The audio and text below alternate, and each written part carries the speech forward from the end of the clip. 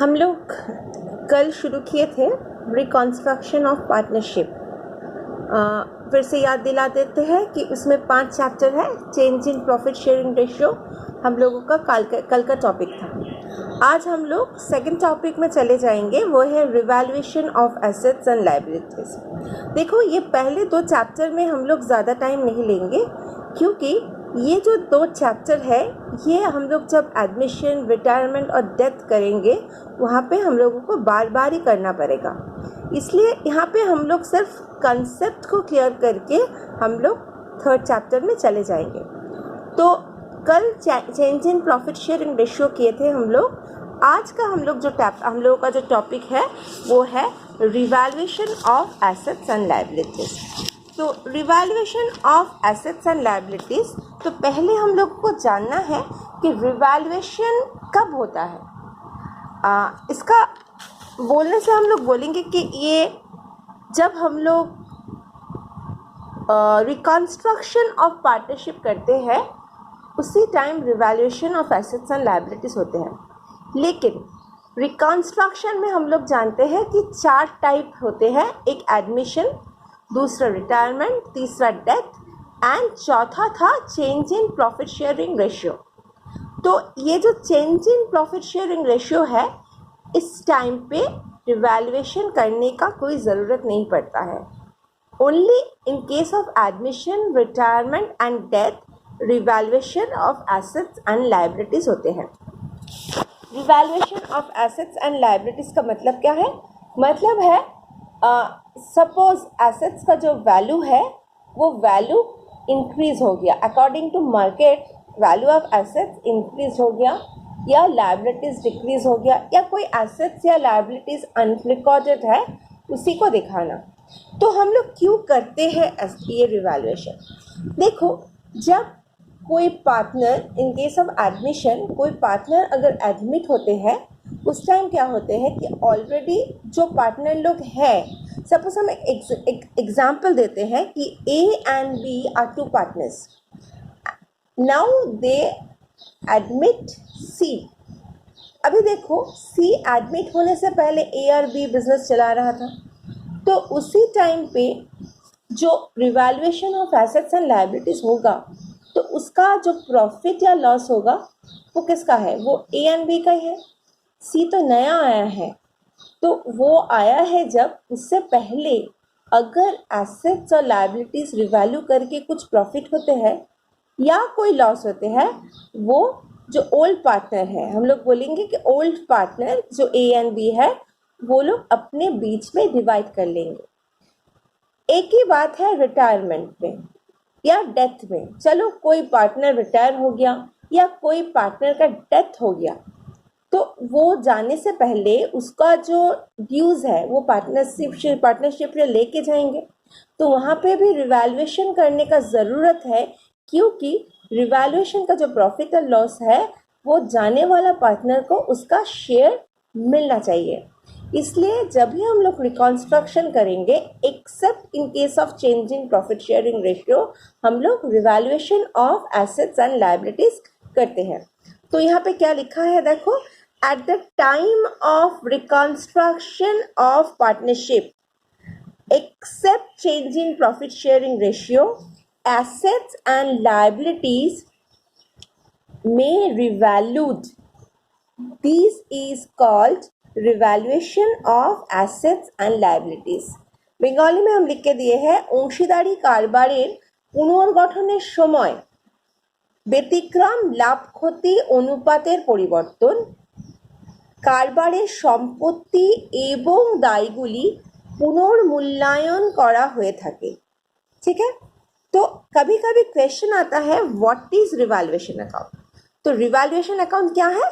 जहाँ पे जिस अकाउंट पे हम लोग एसेट एंड लायबिलिटीज का जो रिवैल्यूएट फिगर है, जितना रिवैल्यूड हुआ है उसको दिखाते हैं, और उसके साथ रिवैल्यूएशन के लिए जो प्रॉफिट और लॉस होते हैं उसको दिखाते हैं, उसे हम लोग कहते हैं रिवैल्यूएशन अकाउंट। देखो क्या है, revaluation account is prepare to record revaluation of assets and liabilities and to share profit or loss arises due to revaluation of assets and liabilities. বাংলাতে যদি আমরা বলি, বাংলাতে রিভ্যালুয়েশন অ্যাকাউন্টের কে আমরা বলে থাকি পুনর্মূল্যায়ন হিসাব খাত। বানানটা ভালো করে দেখতে হবে।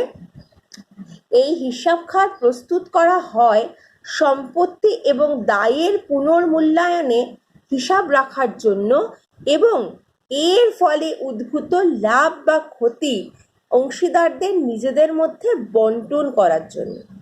तो ये रिवैल्यूएशन अकाउंट जो है, ये डेफिनेशन कभी कभी आए हैं एग्ज़ाम में, और इसका फीचर्स, हाँ अभी कभी फीचर्स आए नहीं हैं, लेकिन फीचर्स हम क्यों बोल रहे हैं, क्योंकि एमसीक्यू में कभी कभी तुम देखोगे टाइप ऑफ रिवैल्यूएशन अकाउंट क्या है। तो यहाँ पे हम लोग बोल रहे हैं रिवैल्यूएशन अकाउंट का जो टाइप है ये है नॉमिनल अकाउंट, क्योंकि यहाँ पे जो अगर एसेट्स या लायबिलिटीज़ का वैल्यू इंक्रीज या डिक्रीज होते हैं उस टाइम क्या होता है, प्रॉफिट और लॉस अराइज होते हैं। इसलिए नेचर ऑफ रिवैल्यूएशन अकाउंट है नॉमिनल, नामिक हिसाब खात। रिवैल्यूएशन अकाउंट হচ্ছে একটা नामिक हिसाब खात। और दूसरा एक फीचर्स नहीं है ये, लेकिन दूसरा ये इसका दूसरा एक नाम है। क्या नाम है? Profit and loss adjustment account. Revaluation account का दूसरा जो नाम है profit and loss adjustment account. ये लिख के क्यों दिए हैं? सपोज तुमको नहीं दिया कि what is revaluation account, question में आ गया what is profit and loss adjustment account, तुम लोग समझ नहीं सकोगे। तो जान लो कि रिवैल्यूएशन अकाउंट का दूसरा नाम है profit and loss adjustment account. আচ্ছা, এইখানে আমরা বাংলায় বলতে পারি এই হিসাব খাতের অপর নাম হচ্ছে লাভ ক্ষতি সমন্বয় হিসাব। ओके, तो अभी हम लोग देखेंगे कि रिवैल्यूएशन अकाउंट कैसे प्रिपेयर किया जाता है या उसका जर्नल एंट्रीज भी क्या है। तो उससे पहले हम लोग थोड़ा सा 11 में वापस जाते हैं। क्लास 11 में हम लोग डेबिट क्रेडिट रूल्स सीखे थे, कैसे डेबिट होते हैं कैसे क्रेडिट होते हैं, उसका यहाँ पे बहुत ज़रूरत है। देखो, डेबिट और क्रेडिट जो रूल्स है उसका दो टाइप होते हैं। एक है गोल्डन रूल, जिसे हम लोग कहते हैं ब्रिटिश रूल। दूसरा रूल है मॉडर्न रूल, इसे अमेरिकन रूल भी कहा जा सकता है। इस रूल को थोड़ा सा ज़्यादा याद करना पड़ेगा रिवैल्यूएशन अकाउंट प्रिपेयर करने के लिए, उसमें देखोगे कि तुम लोगों का ही अच्छा होगा। तो मॉडर्न रूल जो है उसको थोड़ा सा हम लोग देख लेते हैं। वहाँ पे मॉडर्न रूल पे हम लोग अकाउंट्स को 5 टाइप्स में डिवाइड किए थे। एक था एसेट्स, दूसरा लायबिलिटीज़, तीसरा कैपिटल, चौथा एक्सपेंसेस एंड पांचवा इनकम। तो modern, according to modern rule, अगर वैल्यू ऑफ एसेट्स इंक्रीज होते हैं, देखो यहाँ पे इंक्रीज है, तब हम लोग क्या करते हैं, डेबिट करते हैं, क्योंकि वैल्यू ऑफ एसेट्स इंक्रीज होने से debit and value of assets जब डिक्रीज होते हैं तब हम लोग क्रेडिट करते हैं। लायबिलिटीज़ के टाइम पे क्या होता है, देखो वैल्यू ऑफ लायबिलिटीज़ अगर इंक्रीज करते हैं तो क्रेडिट और डिक्रीज करते हैं तो डेबिट, मतलब पूरा ऑपोजिट। एसेट में इंक्रीज हो रहा है तो डेबिट, लायबिलिटीज़ में इंक्रीज हो रहा है तो क्रेडिट, एंड एसेट्स में डिक्रीज हो रहा है तो क्रेडिट, लायबिलिटीज़ में डिक्रीज हो रहा है तो डेबिट। इसको बहुत अच्छे तरह से याद रखोगे तो रिवैल्यूएशन अकाउंट खास करके जर्नल प्रिपेयर करना बहुत इजी हो जाएगा। तो जर्नल एंट्रीज क्या क्या है पहले हम लोग देख लेते हैं। देखो, when the value of assets increased, अभी हम लोग क्या देखे थे, वैल्यू ऑफ एसेट्स जब इंक्रीज होते हैं तो एसेट्स अकाउंट डेबिट होते हैं। तो यहाँ पे एंट्री क्या होगा, देखो assets account debit to revaluation account in case of value of assets. देखो, ये जो जर्नल एंट्रीज है, तुम लोग जब सुनोगे ये वीडियो को, तुम लोग अपने कॉपी पे लिख लोगे। लिख लेने से बार बार तुम लोग को वीडियो देखने का ज़रूरत नहीं होगा, और एक बार लिखने से याद भी बहुत अच्छे तरह से आ जाएगा, ठीक है। And when the value of assets decrease, तो देखो हम लोग अभी देखे थे एसेट्स का वैल्यू डिक्रीज होते हैं तो क्रेडिट होते हैं। तो यहाँ पे देखो revaluation account debit to assets account हो गया।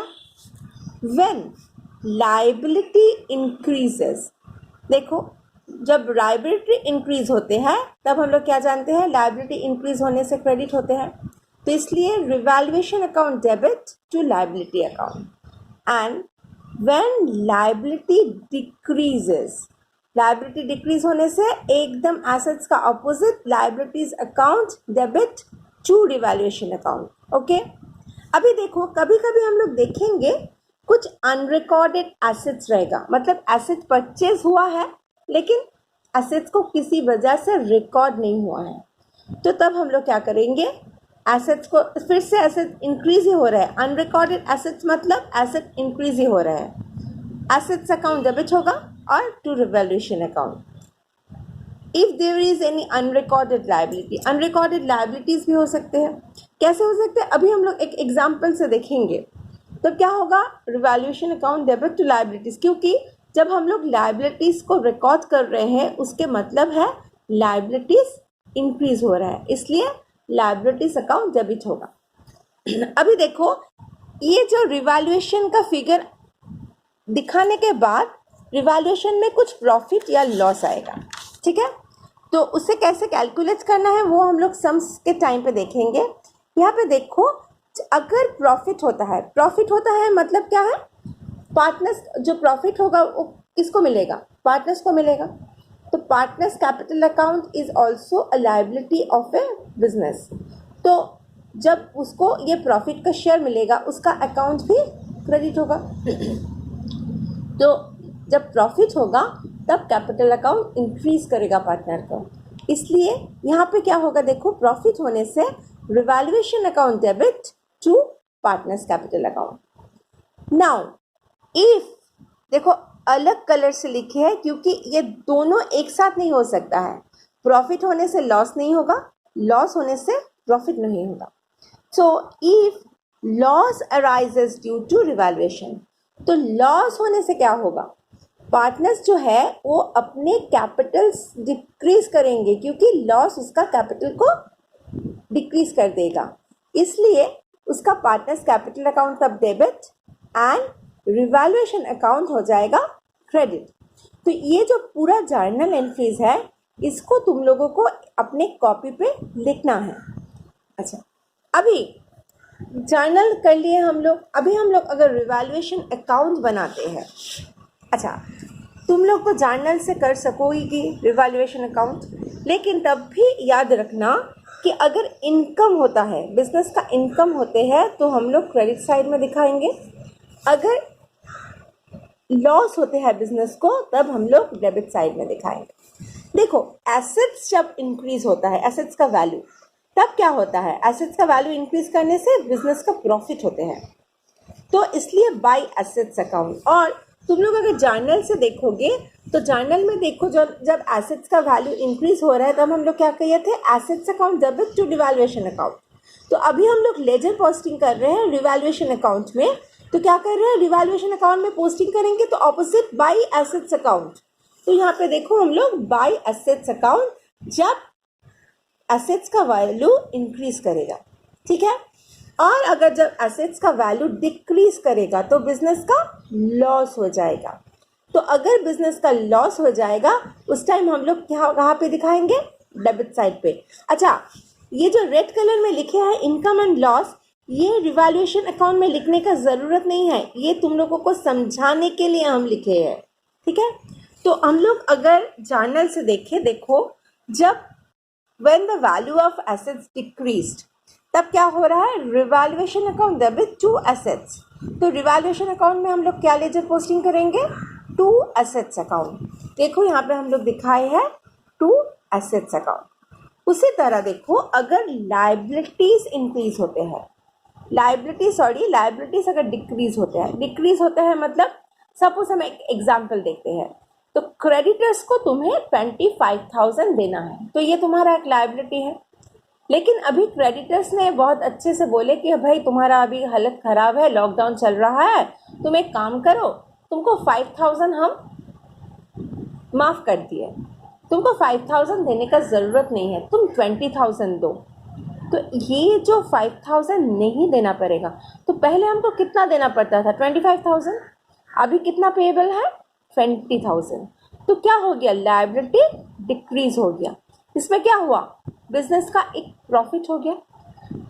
तो ये जो प्रॉफिट हो गया इसको हम लोग यहाँ पे दिखा दिए बाय लायबिलिटीज अकाउंट। देखो हम लोग जानना से अगर देखते हैं तो क्या था, व्हेन लायबिलिटी हम लोग करते हैं व्हेन लायबिलिटी डिक्रीजेस, तब हम लोग क्या कर रहे हैं, liability account debit to revaluation account. यहाँ पे देखो हम लोग बाय लायबिलिटी कर दिए, अकॉर्डिंग टू लेजर पोस्टिंग क्या होना चाहिए था, बाय लायबिलिटी अकाउंट, तो हम लोग यहाँ पे दिखा दिए। और अगर कोई लायबिलिटी इंक्रीज होते हैं, लायबिलिटी इंक्रीज का एक अच्छा है एग्जाम्पल देखो, हम लोग प्रोविजन फॉर डाउटफुल डेट जानते हैं, फाइनल अकाउंट 11 में कर चुके थे। प्रोविजन फॉर डाउटफुल डेट मतलब जो डेटर्स है उसके ऊपर हम लोग एक प्रोविजन रख रहे हैं कि ये डाउटफुल है, नहीं देना पर नहीं भी दे सकते हैं, तो ये एक लायबिलिटी है। तो अगर कोई लायबिलिटी मतलब प्रोविजन फॉर डाउटफुल डेट तुम लोग क्रिएट करते हो तो वो एक लायबिलिटी बन जाता है। तो उसी को हम लोग कहाँ पे दिखेंगे, एक लायबिलिटी क्रिएट हो रहा है मतलब लायबिलिटी इंक्रीज हो रहा है, तब क्या करेंगे हम लोग, लायबिलिटी इंक्रीज होने से revaluation account debit to liabilities account, तो रिवैल्यूएशन अकाउंट पे टू लायबिलिटीज अकाउंट। और ये देखो ये एक लॉस है, हम लोग एक प्रोविजन क्रिएट कर रहे हैं कि ये नहीं देने वाला है, ये लॉस है, तो इसको हम लोग लॉस साइड में दिखा दिए। अभी जैसे हम लोग लेजर अकाउंट में करते हैं बैलेंस, वैसे हम लोग बैलेंस करेंगे। अगर क्रेडिट साइड का टोटल ज़्यादा आ गया तो क्रेडिट साइड का टोटल हम लोग बोथ साइड में बैठाएंगे, और देखो क्रेडिट साइड का टोटल ज़्यादा हुआ मतलब प्रॉफिट ज़्यादा हुआ, इनकम ज़्यादा हुआ, ठीक है। यहाँ पे दिखा के यहाँ पे बैलेंसिंग फिगर इसको बैठाएंगे, और पार्टनर्स कैपिटल अकाउंट और करंट अकाउंट, देखो फिर से हम लोग पीएल अप्रोप्रिएशन का जिक्र यहाँ पे आ गया। अगर पार्टनरशिप में बोल दिया जाएगा कि ये फिक्स कैपिटल मेथड है, तब हम लोग को लिखना है करंट अकाउंट, और अगर कुछ नहीं बोलेगा तो हम लोग डायरेक्टली पार्टनर्स कैपिटल अकाउंट लिख देंगे। हम लोग सोच लेंगे कि ये फ्लक्चुएटिंग मेथड ऑफ बिजनेस है, तो उसी में जो पार्टनर्स ऑलरेडी बिजनेस में हैं उसके बीच में ये जो प्रॉफिट है उसको डिवाइड कर देंगे। और अगर लॉस हुआ मतलब अगर ये लॉस का साइड का टोटल ज़्यादा हो गया और इनकम का साइड का टोटल कम हुआ, तब हम लोग क्या करेंगे, इस दोनों को, ये लॉस का साइड का टोटल का डेबिट साइड का टोटल बोथ साइड पे बैठाएंगे, और यहाँ पे लॉस का अमाउंट आ जाएगा बैलेंस के बाद। यहाँ पे भी देखो बाय पार्टनर्स कैपिटल और करंट अकाउंट अलग कलर से लिखे हैं, क्यों लिखे हैं, आइदर ये आएगा नहीं तो ये आएगा, प्रॉफिट आने से ये लॉस नहीं आएगा एंड लॉस आने से ये प्रॉफिट नहीं आएगा।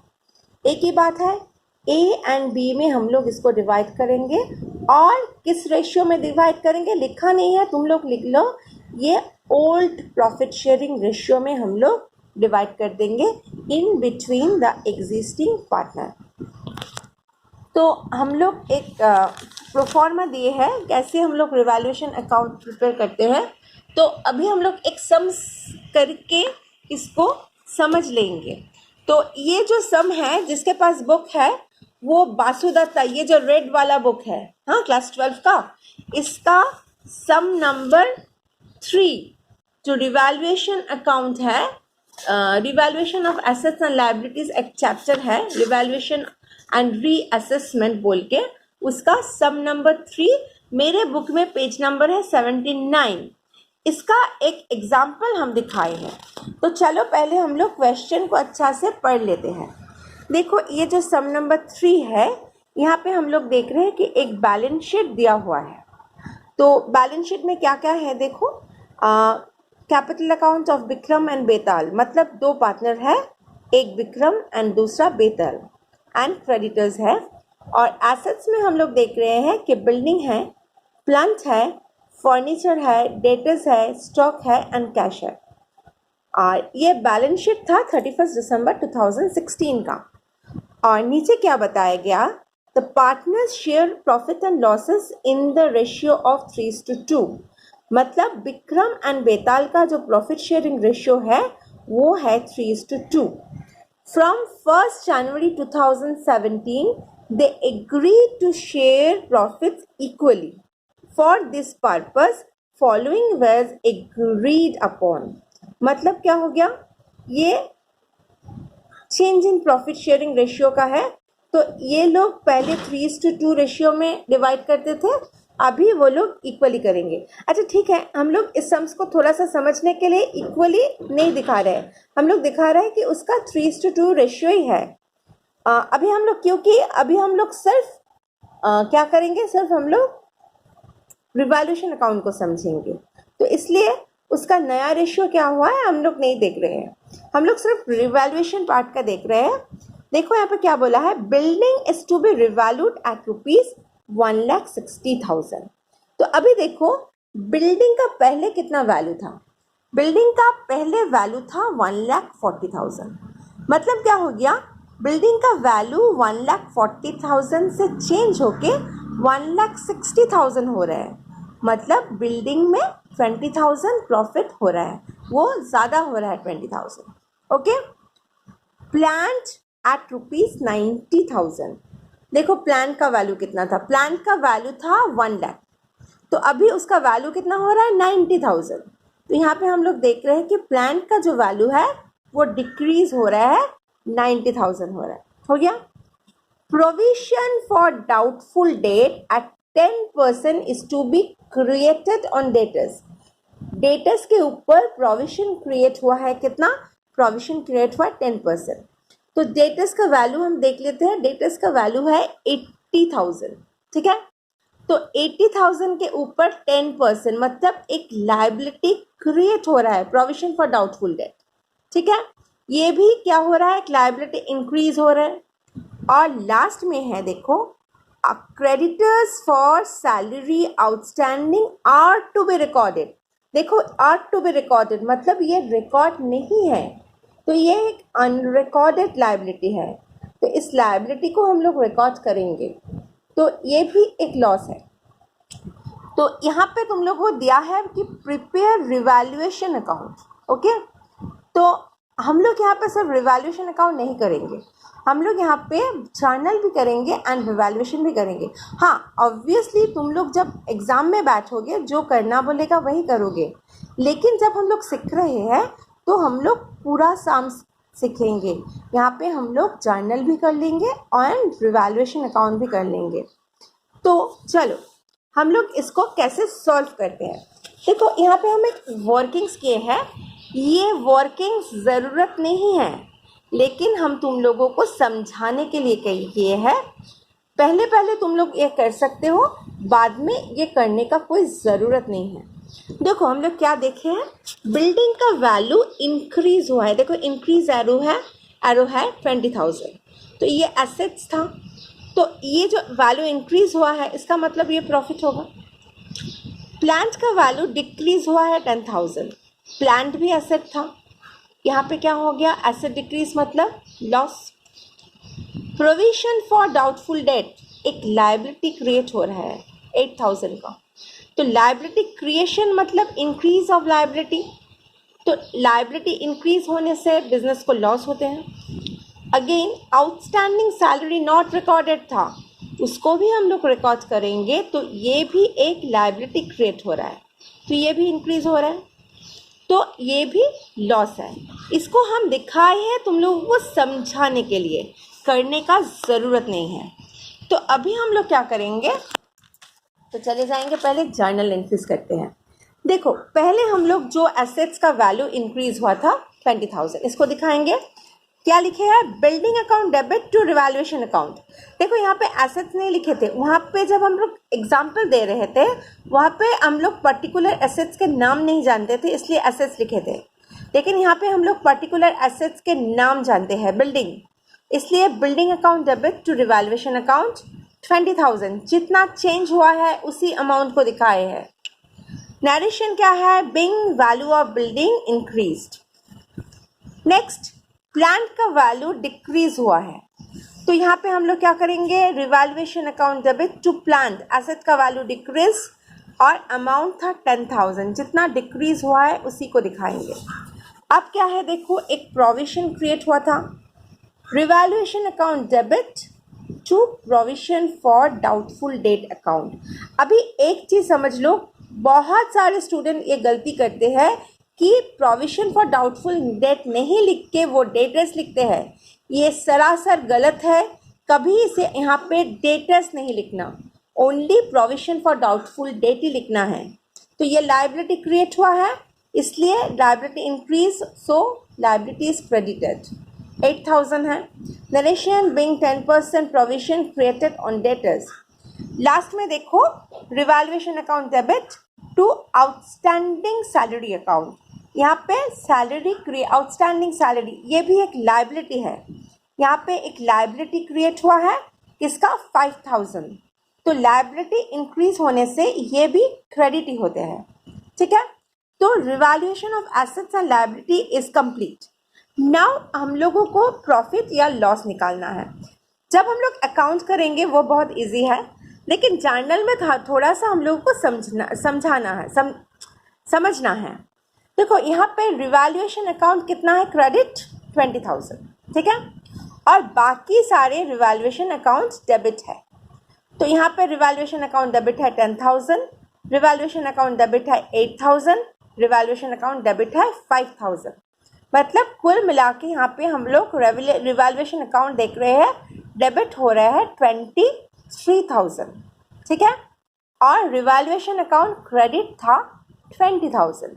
इसका मतलब रिवैल्यूएशन अकाउंट एक्सेस डेबिट हुआ है 3,000। फिर से समझ लो, रिवैल्यूएशन अकाउंट डेबिट है 10,000, रिवैल्यूएशन अकाउंट डेबिट है 8,000, रिवैल्यूएशन अकाउंट डेबिट है 5,000। टोटल हम लोग करते हैं तो 23,000। मतलब रिवैल्यूएशन अकाउंट डेबिट है 23,000, एक ही क्रेडिट है रिवैल्यूएशन अकाउंट, वह है 20,000। तो एक्सेस क्रेडिट कितना है? 3,000। 23,000 माइनस 20,000। तो इस एक्सेस क्रेडिट को हम लोगों को कंप्लीट करना है। तो हम लोग क्या करेंगे? रिवैल्यूएशन अकाउंट को हम लोग क्या करेंगे? रिवैल्यूएशन अकाउंट एक्सेस डेबिट हुआ था 23,000। तो ये एक्सेस जो 3,000 डेबिट हुआ था, इसको हम लोग क्रेडिट करके ये रिवैल्यूएशन अकाउंट को क्लोज कर देंगे। और मतलब यही लॉस है। लॉस क्यों है? देखो, ये जो लॉस का साइड है ये ज़्यादा है, 3,000 ज़्यादा है। तो ये जो रिवैल्यूएशन लॉस है ये इन बिटवीन पार्टनर्स हम लोग डिवाइड कर देंगे। कौन सा रेशियो में डिवाइड करेंगे? उसका जो रेशियो है वही जब हम लोग एडमिशन करेंगे वहाँ पे अच्छे से समझेंगे कि कौन सा रेशियो में डिवाइड करना है। यहाँ पे हम एक गलती किए है, इक्वली था उसको नहीं देखे हम, नज़रअंदाज हो गया। अभी इसको हम लोग 3:2 में ही डिवाइड कर दिए, इसलिए बोले कि उसे छोड़ो, हम लोग कैसे रिवैल्यूएशन अकाउंट बनते हैं उसे देख रहे हैं। तो 3:2 रेशियो में इस 3,000 लॉस को हम लोग डिवाइड कर दिए। और पहले ही बताया था कि अगर लॉस होगा तो लॉस होने से क्या होगा? वो पार्टनर्स कैपिटल अकाउंट को डिक्रीज करेगा। तो liability decrease, partners capital account debit हो गया। तो Vikram's capital account debit 1,800, Betal's capital account debit 1,200 to revaluation account 3,000। And narration क्या है? Being loss on revaluation transfer to partners capital account. तो ये था रिवैल्यूएशन का जर्नल एंट्री। अभी अगर हम इसको अकाउंट में करें, रिवैल्यूएशन अकाउंट, ये एक लेजर अकाउंट है।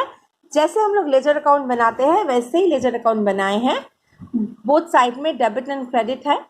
तो देखो, पहला था क्या? बिल्डिंग। बिल्डिंग में क्या हुआ था? तुम लोग जर्नल मत देख के लेजर करने का कोशिश करो। रिवैल्यूएशन में क्या होता? बिल्डिंग इंक्रीज किया था, तो building account debit to revaluation account. और दूसरी तरह से सोचोगे तो बिल्डिंग इंक्रीज कर रहे हैं, मतलब बिजनेस का प्रॉफिट हो रहा है, इनकम हो रहा है, इसलिए हम लोग इसे क्रेडिट में दिखाए 20,000। और अभी यहाँ पे देखो, प्लांट का वैल्यू डिक्रीज हुआ था, जर्नल था revaluation account debit to plant, ठीक है।